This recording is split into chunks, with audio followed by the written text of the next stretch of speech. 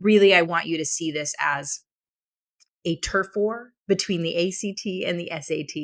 And it's not turf in terms of, geographic regions, because nowadays these tests are common all over the states and even internationally. And every college will accept either one without bias or preference between them. But it is a turf war in terms of the number of test takers they are trying to capture.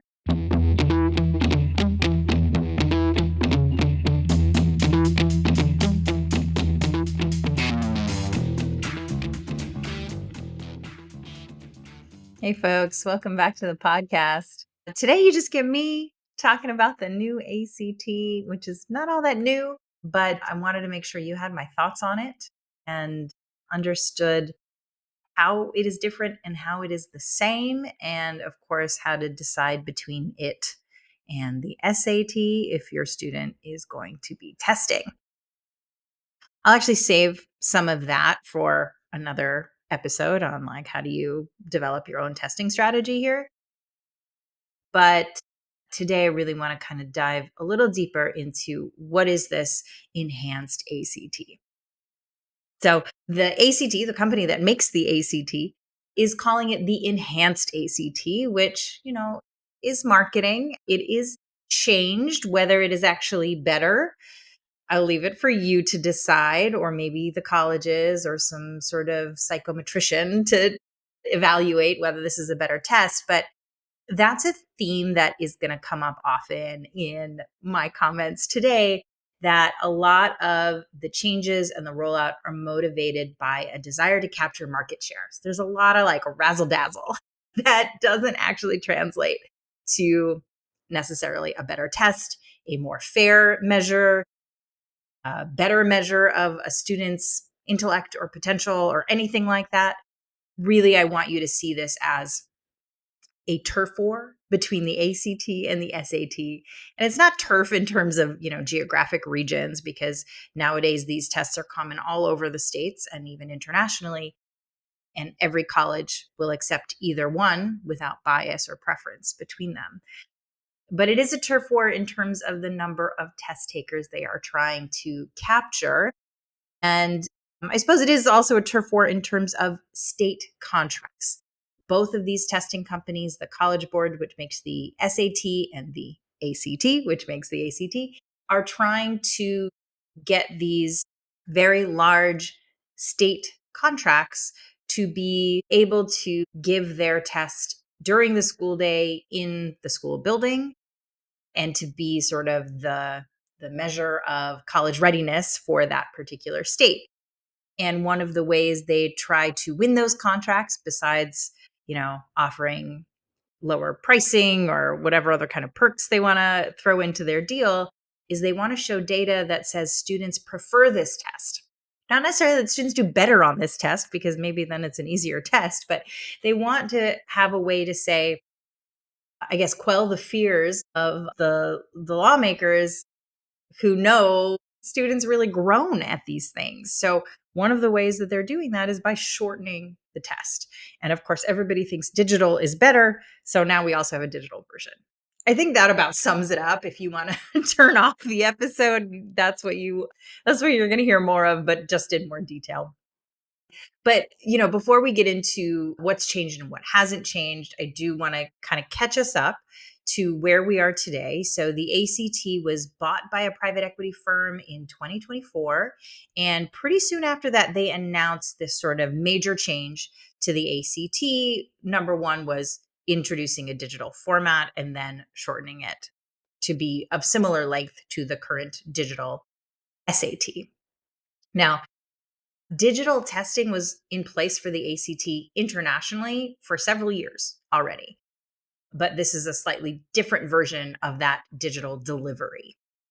And I'm trying to be kind here, but as with many private equity deals, an over emphasis and focus on the bottom line leads to some very quick, very sloppily implemented changes to a product. And that is absolutely what we're seeing here. So, to back up even further than 2024, back in like 2015 ish, the ACT became the more taken test. More students were taking the ACT than the SAT. And of course, the SAT couldn't stand for that. They needed to compete for their market share. And that's when we saw the rollout of this new SAT in 2016. And that competition remained stiff. The SAT decided to go even further. And last year, technically 2 years ago, they rolled it out internationally first. And then in 2024, they rolled it out in the US. The SAT went digital to this shorter, slightly more than 2 hour format.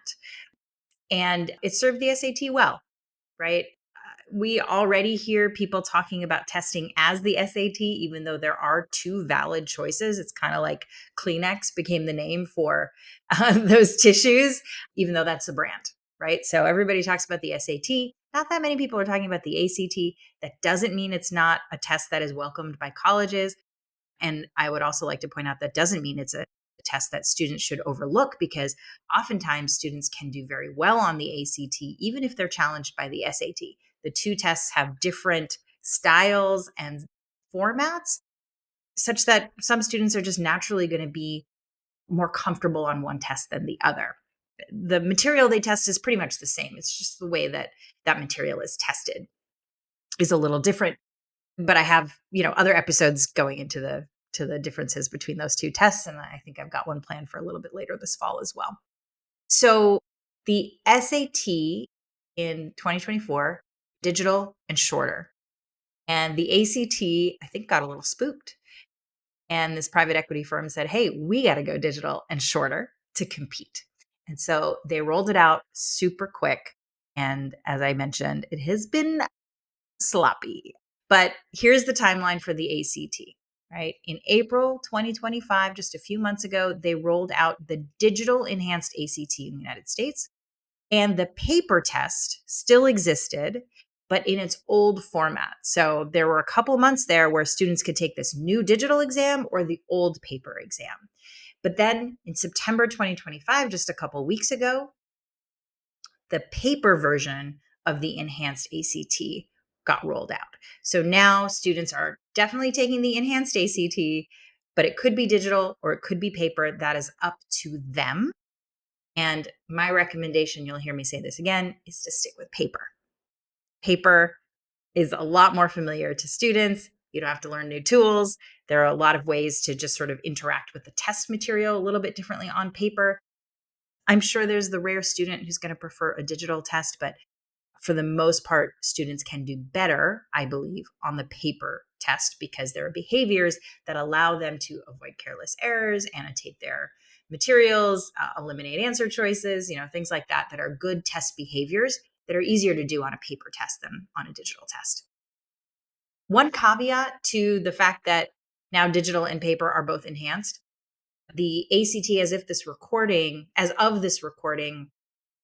notes that school day testing, the tests that are given during the school day, it's usually like on a random Wednesday, not the Saturday weekend administrations.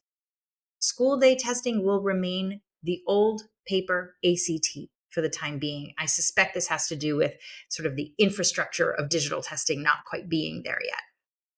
So we'll hear an update about that at some point in the future. But for the most part, if you're testing a weekend, you've got the enhanced ACT, whether it's paper or digital. And sometime in the fall of 2025, they're going to roll out that digital enhanced ACT to international locations. They haven't released the date yet. Okay, so that brings us to today.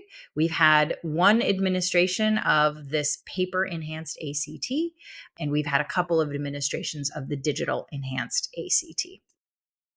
So, to get into our kind of meat of our content today, I want to talk about first what's not changing. And not a lot is changing. The scoring scale is going to stay the same. It's still out of 36. And the ACT is telling us that a 30 on the old ACT will mean the same thing to colleges as a 30 on this new one, right? And to that effect, they're not changing their concordance with the SAT. So a 30 on the enhanced ACT will mean what a 30 on the old ACT translated to on the SAT, if you follow that nested grammar. So the scoring stays the same. ACT has had a writing section for a long time.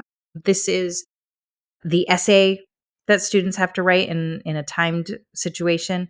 This is optional literally at every college. So I don't have any of my students taking it. I'm actually surprised that they didn't sunset the writing test, but it is still there. It is still optional. I don't think your student needs it, but double check your student's college list in case some college starts requiring it. Have our T's crossed and our I's dotted here. The other thing that's not changing is the test structure and format. So the SAT is a adaptive test. So depending on how they do on the first verbal section they get, their second verbal section might be a little easy or a little hard. So that's what we call adaptive, right? It adapts to how the test taker is performing. The ACT is a linear test. It's not going to adapt based on how a student does, even if you take it digitally, right? And as I mentioned already, students will still have the option to take the ACT on paper. They don't have to do it digitally if that's not their strength. So that's what's not changing. And what is changing is the pacing and some of the content and a little tiny bit of the format. I'll dig into that here. So students will have more time per question and fewer questions overall on the enhanced ACT. That's really good news for students who like the way the questions are asked. They tend to be pretty straightforward, not so tricky. Like the SATs kind of got this sort of brain teaser feel to a lot of their questions. The ACT had never had that. But the challenge on the ACT was you had more questions and less time. So you had to move really, really fast and be accurate. But now students will have more time per question because they're reducing the number of questions in each section. There is a shift in content emphasis, and I'll talk about that in a second. But the tiny little format change that I wanted to mention is that the math section used to have 5 answer choices and now only has 4. And then the big one that the ACT is trying to use as a way to attract students to it is that the science section is now optional. Now, the science section is a little bit of a misnomer. If you've seen this test before, you know that the science section is basically just a technical reading section. It's set up exactly like the reading section is. You've got some material to read, and then you answer a couple questions about that material. The thing that's different is on the science section, that material you're reading is about scientific topics. So it might introduce jargon about genetics or pH or the greenhouse effect or any kind of one of these basic science topics that students should be touching in high school, but most of those terms are defined in the passage, so it still is an open note test. The other thing that's different between a science section and a reading section is that the science section often has charts, tables, and graphs, so your student needs to be able to read those and then answer the questions. But other than that, it's really just a reading section, right? For a long time, the timing and the number of questions were the same. In this new test, it's a little bit different. But my recommendation here is to take the science section because if your student is testing, they are likely aiming for a higher score and maybe applying to one of these schools where testing is required. And in those cases where you're applying and you want a high score to help your application or it's required, your competition is going to be taking the science section, especially if your student is thinking about majoring in a STEM related field. Definitely take the science section. So overall, this makes it a shorter test. If you take just the required sections, the English, math, and reading, it's only 2 hours and 5 minutes. If you do the science sections, 2 hours and 45 minutes, where it used to be 2 hours and 55 minutes. So we shaved off 10 minutes, but we also shaved off a ton of questions. So English used to have 75 questions. Now it's only 50. Math used to have 60. Now it's only 45. Reading used to have 40. Now it's 36. And science has stayed the same at 40, but they've increased the time limit from 35 minutes to 40 minutes. So you do get a little bit more flexibility there. Within those questions, there are what they call field test items. And I'm going to just use shorthand. I'm going to call it experimental questions. So typically on these tests, what we've seen is that there is an extra section, usually at the end of the test, that is unscored. And students know that it's experimental because they've already gone through the 4 core sections or whatever it is. But now what they're doing is integrating those experimental items into the main test sections, and students won't know which ones are experimental until they get their test results back.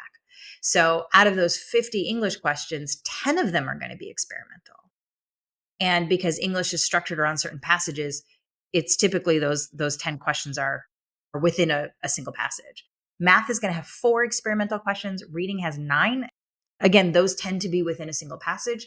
And then science will have 6.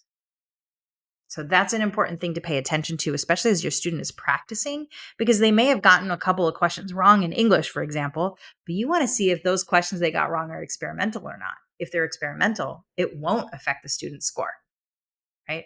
They're still worth reviewing and seeing, what do we need to learn here? What do we need to work on because you got this question wrong? But just keep in mind that those experimental questions won't impact a student's score. Okay, a couple of other things that are changing here.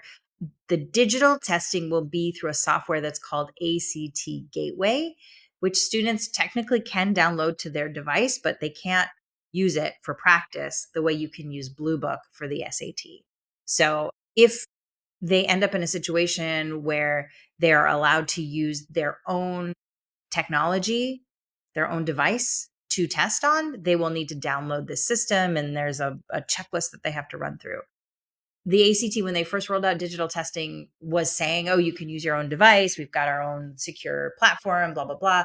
They've since removed that language. So it does not look like students will be able to use their own device, but I just want you to know what it's called. It's ACT Gateway. And then the last change I want to highlight is the way they report the score. So the ACT has 4 sections, each out of 36 for a long, long time. The composite score was just a straight average of those 4 sections.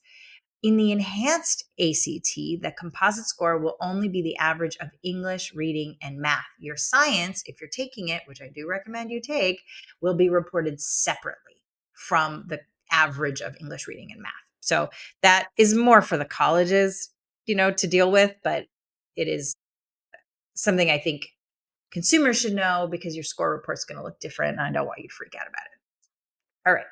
That's what's changing. Let's dig into a little bit more of the details here, right? I'll give you just a quick overview because this, I feel like, is a really boring episode already. But these are things that are important to know. So in the English section, one of the big changes is instead of just having answer choices next to the number of a question, each of those questions will have a question stem. So it will be clear what a student is supposed to do for each question. That, I think, will help a lot of students who may be unfamiliar, haven't practiced a lot. It will help them focus on what needs to be done. Some of the English passages will be shorter, and they are going to include an argumentative passage. So this is kind of the genre of the material that a student is correcting the grammar or phrasing in.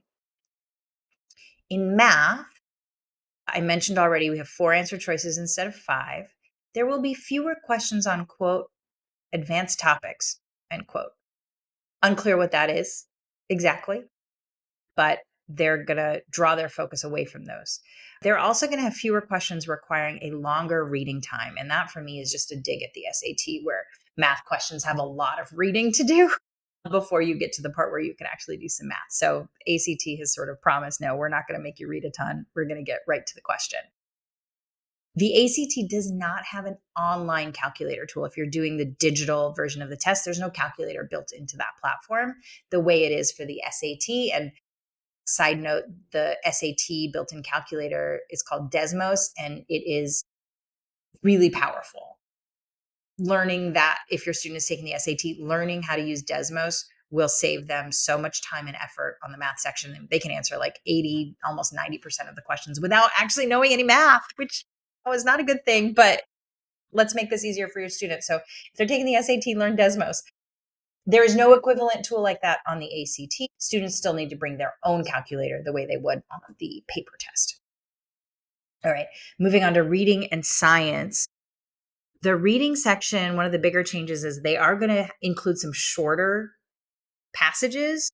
The ACT passages usually are in 2 columns and they take up a full page of the test. But we're seeing in some of the sample tests some short passages that have a fewer number of questions each. So that's something to just be aware of. The reading passages used to always go in a set order of genre, like the fiction passage was always first, the natural science passage was always last. But on the sample material that we've seen, there's no set order of genre. This may stabilize at some point in the future, but right now it's all over the place. And in the ACT's announcement about the changes, it noted that there will be some visual and quantitative formats integrated into the reading section. Now, we don't see that in any of the sample materials. So, still unclear what they mean by that and if it's actually going to show up or not. And then we have our science section. Students have to decide when they're registering for the test whether they want to take science or not. It's not something they can just opt into or out of on test day, right? You have to plan ahead. They've added a passage. There used to be 6 passages. Now they're going to be 7. And at least one of them is going to be on what they're calling engineering and design content. They are also increasing the number of what I call outside knowledge questions. So these are ones where the answer is not actually on the page or in one of the charts. It's something they should have learned in a basic science class. So these tend to be things like the examples I've been throwing out, something around the greenhouse effect. What is something around the anatomy of a cell or DNA or something like that, some pretty basic stuff. So it's going to be helpful for students to review these kind of core topics before they go into this test. All right. I have a lot of details comparing the skill and content emphasis of the old test to the new test. I'm not going to bore you with all these numbers. The main takeaway for each section is as follows. So in English, we're going to have more emphasis on questions about purpose, organization, and clarity. Math, we're going to have more discretely tested topics. So instead of a geometry problem that integrates some algebra, they're going to be discretely tested. And then fewer advanced topics, like I mentioned before. Reading's going to have more argument type questions, like why is this here? Or passage 1 argues this, but passage 2 is saying what, right? Those sorts of questions. And science, there's really no significant shift in skill emphasis, though they have made some adjustments to kind of each of their subcategories. And if you want more detail on this, you can look at the ACT. I call it the Red Book. It's like the official ACT prep guide. It is a big red book. Pages 4 through 19 go into a lot of detail about the subscore areas for each section. So you can kind of understand what to expect. So I recommend looking at that if your student is preparing. And if your student is preparing, that's a great book to practice with. Speaking of practice materials, we are really limited in practice materials right now. So the ACT released a couple of tests when they released one digital test when they announced the change, but it was just a Frankenstein version of a couple of old tests cut down to the size parameters that they have set for this new test. In the Red Book that I was just talking about, there are 4 paper tests in this new enhanced format. And you can get access to a digital question bank, but it's really the same questions that are in the book on paper. They're just on a computer screen. And surprisingly, they're on the computer screen in a way that is not how they will look on test day. They're not in that ACT gateway format. They are just on your computer screen. And they're not super useful for taking as practice tests because the timing's all messed up. There is an online timer, but after each question, you get shown the answers and an explanation. So it slows you down. You can't actually move through the test the way you would if you were taking a digital test. So, I mentioned it's a little sloppy. One of the other things I point out here is in the ACT Red Book, the bubble sheets for each practice test still have 5 answer choices in the math section when all of you know, because you heard me say it twice already, the new math section only has 4 answer choices. They just forgot to update the bubble sheets. Okay. Talk about sloppy. All right. So rant over limited practice materials until the ACT starts releasing officially administered tests. And this is typical when the SAT, changes, and we've seen a lot of those changes over the years. They typically come up with 4 sample tests. They release those for students to practice on, and then those get kind of put on the back burner as new tests are released, the ones that they've officially tested students on. The thing to know about the 4 practice tests that the ACT Red Book contains is that they are Frankensteined from previous tests. So, we did the work to figure out what these tests were. The first test is actually a test from the previous Red Book. It's just trimmed down. The second test is from December 2021. The third test is from December 2019. And the fourth test is from July 2020.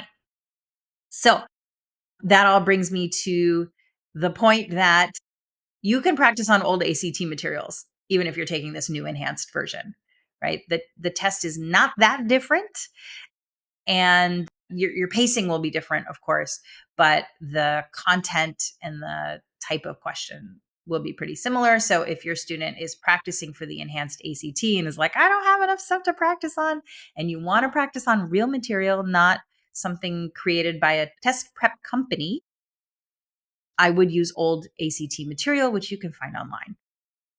If you are wanting to practice the timing and the pacing, then I would use one of those third party practice materials because those pacing things will be right. So you kind of got to do both if you want a good approximation of your abilities on this test. All right. The last thing I want to leave you with are some challenges to anticipate. Obviously, I've said it's been sloppy. This rollout has been a little sloppy, but there's some specific things I'll call out. We have seen technical challenges and also proctor related challenges with the rollout of this new test. We've seen registration errors. Students registered for science but didn't get it, or the other way around. We've seen technical issues like the testing software was glitchy or the connectivity was glitchy. And we've seen score delays. We expected the scores to come out much faster because it's a digital test, but students aren't getting their scores right away. I heard about students being lined up around the block trying to get into a testing center, and the test didn't start till after 10 o'clock when normally they start, between 8:30 and 9. Just managing the people has been difficult. And the ACT also, unlike the SAT, which typically only uses school buildings for administering their tests, the ACT is branched out into like hotel conference rooms and things like that. So it's really a little bit messy. And this isn't to say you shouldn't take the test. If this is the better test for you, it's going to help you get the score you need or you want, by all means, take it. Just be mentally prepared for these kinds of challenges, right? Your student really needs to be able to advocate for themselves, needs to be able to compartmentalize a little bit on test day to expect challenges, and then they can be pleasantly surprised if nothing goes wrong. Right. But I don't want them to be thrown off by something silly like this and then not perform their best the way they were performing when they were practicing. Right. So just sort of be mentally prepared for those challenges. And that's really it. That's what's changed on the enhanced ACT. I think it's important for people to know what these changes are and feel comfortable with them, maybe look at a test. And as I mentioned, I'll be doing a session soon on, how do you decide SAT, ACT, whether to test or not. So stay tuned for that. But really, I think what students will have to do differently here is just adjust their pacing and in a way that is maybe more comfortable for them, right? They've got more time per question than they used to have on the ACT. So that's not a terrible thing at all. If a student is going to take the digital ACT, I highly recommend getting used to the embedded tools in the testing platform, right? So they should be practicing annotating and highlighting and eliminating answer choices on the computer screen and or practicing using their scratch paper very strategically, right? Keeping it organized, using it to do the process of elimination, taking notes on a reading passage, et cetera, et cetera. We want them to be able to do those things without adding time to the completion of that question, right? The way they would be able to do it on a paper test. And then with a computer based test, I'm always worried about attention to detail and eye strain. So that's also something that I recommend working on with a student, helping them understand how to refresh their eyes, how to maintain attention to detail when they're looking at a screen where it's very easy for your eyes to glaze over, perhaps easier than it is to glaze over on a piece of paper in front of you. Right. So those are things I want to highlight for you. I'm sure we will be seeing more from the ACT in terms of announcements about, a calculator tool, or when it's international, or when, school day testing is going to change. So I'll do my best to keep you guys updated. But, I know there are a lot of other people who are studying this change. If you have questions, comments, let me know. Happy to dive in. All right, everybody. I'm going to leave it there. I hope you found this helpful, and I'll see you next time. Hey, folks, just a quick note to say that we are going to pause the podcast for probably the balance of this year. It is the busy season in college admissions. As I'm sure all of you are aware, we've got some looming deadlines, and my focus needs to be elsewhere right now. But I do hope that if you are hungry for more content, you will go back in time and listen to some of our older episodes, or tune into the free masterclasses that I give every month. You can find those on the Signet website at signeteducation.com/events. And if there is some topic you really want to hear my thoughts on, just send me an email. I'd be happy to talk. All right. Thank you. And we'll see you at some point in the future. Thanks.